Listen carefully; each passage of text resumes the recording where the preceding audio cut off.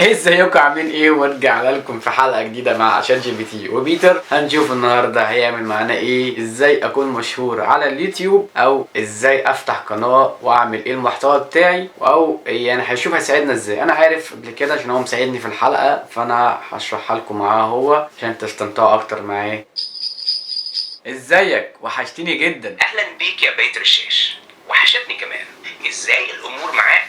كيف الشغل واليوتيوب؟ اليوتيوب تمام، حلو، كويس ان انت فتحت كلمه سيره اليوتيوب. انا عايز اسالك سؤال عن اليوتيوب. ازاي اكون مشهور في اليوتيوب، او ازاي احقق منه ارباح، او ازاي اشتغل عليه؟ قول لي عشان اقول للناس، او انت ممكن تشرح للناس هم يعملوا ايه. عشان تبقى مشهور في اليوتيوب وتحقق ارباح لازم تركز على حاجات معينة. اول حاجة لازم يكون عندك محتوى مميز وجذاب. بما انك ناوي تركز على قصص الرعب والاكل، خلي كل فيديو مميز ويحمل لمسة شخصية منك عشان الناس يشوفوها فريدة. تاني حاجة، حط جدول منتظم للنشر. يعني لو بتخطط تنزل فيديوهات مرة في الأسبوع أو أكتر، حاول تلتزم بالموعد عشان الجمهور يعرف متى يتوقع منك محتوى جديد. ثالث حاجة، تفاعل وسائل متابعينك. رد على تعليقاتهم، أسألهم عن آرائهم وأظهر اهتمامك بهم. وفيما يتعلق بالأرباح، أول خطوة هي التقديم لبرنامج شريك يوتيوب لما توصل ل 100 مشترك و4 ساعة مشاهدة في آخر 12 شهر. بعد كده تقدر تكسب من الإعلانات اللي بتظهر في الفيديوهات. كمان ممكن تكسب من خلال التعاون مع ماركات أو ترويج لمنتجات إن كنت مهتم بذلك، عشان ده يحقق لك دخل إضافي.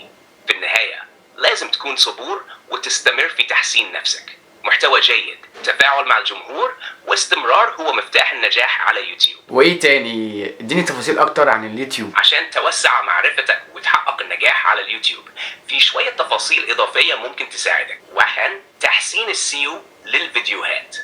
اختار عناوين جذابة وملفتة للانتباه، وحاول تضمن كلمات رئيسية تتعلق بالمحتوى عشان يسهل على الناس الوصول ليها. وصف الفيديو لازم يكون مفصل ويحتوي على كلمات رئيسية. استخدم التاجز العلامات بشكل صحيح، خليهم متعلقين بالفيديو ويشملوا الكلمات الرئيسية. صور مصغرة تكون جذابة وواضحة عشان الناس يضغطوا عليها.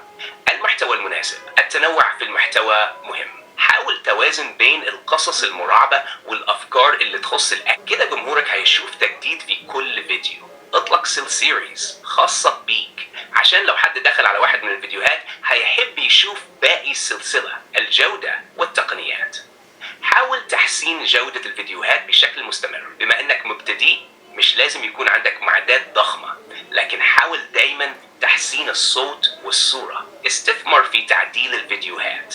بعد ما تتعلم المونتاج، استخدم المؤثرات الصوتية والمرئية عشان تزيد من تأثير الفيديو. 4، التفاعل مع جمهورك. زي ما قلت، لازم ترد على التعليقات وتشجع المتابعين على الاشتراك والضغط على الجرس. خلي جمهورك يشعر انك قريب منهم. استعمل الكوميونتي تاب لو عندك قناة أكبر، هيساعدك على التفاعل مع المتابعين من خلال منشورات نصية، صور أو استطلاعات. 5، استغلال منصات أخرى للترويج. ممكن تروج لقناتك على منصات زي انستغرام أو فيسبوك. استخدم مقاطع من فيديوهاتك كتيزرز لجذب الناس للقناة. إذا كان عندك متابعين على منصات أخرى، خليهم يعرفوا عن القناة على يوتيوب. 6، المحتوى المدفوع والتسويق بالعمولة. ممكن تبدأ تتعامل مع الشركات للترويج لمنتجاتهم، خصوصا في مجالات الأكل أو التكنولوجيا. الشركات هتبقى مهتمة تتعاون معك لو عندك جمهور مناسب. برامج التسويق بالعمولة مثل أمازون أو غيرها تتيح لك كسب المال لو الناس اشترت منتجات عن طريق روابطك. 7، المثابرة والتحليل. كلما نزلت فيديوهات أكتر، هتبدأ تشوف أي أنواع الفيديوهات أكثر نجاحا، وتقدر تستخدم التحليل من اليوتيوب لتحسين الأداء. تابع التحليلات، شوفي فين الناس بتسحب من الفيديوهات ومدى تفاعلهم، ازاي ممكن تحسن ده. وختاما، النجاح مش بيجي بسرعة، لكن بالإصرار، التحسين المستمر والتفاعل مع الجمهور، هتقدر تبني قناة قوية وتحقق دخل جيد. شكرا على المعلومات اللي انت اديتهاني حلوه. اشوفك على خير، ويا رب تكون الناس استمتعت معانا، وان شاء الله نشوفهم في حلقه جديده. قول لهم اي كلمه ترحيب او نهايه ختام، وتقول لهم لا تنسوا اللايك والاشتراك في القناة ليوصلهم كل جديد. ايه رأيك انت لما تقولها انت بصوتك تبقى حلوة؟ بالتأكيد هكون لك ختام مميز زي ما قلت، هتكون حاجة زي دي. شكرا ليكم على المتابعة، وإن شاء الله تكونوا استمتعتوا معنا في الحلقة دي. ما تنسوش تضغطوا لايك وتشتركوا في القناة عشان يوصلكم كل جديد. استنونا في الحلقة الجاية، ويا رب دايما تكونوا بخير. ممكن تكتبها وتقولها بصوتك وتضيف لمستك الخاصة.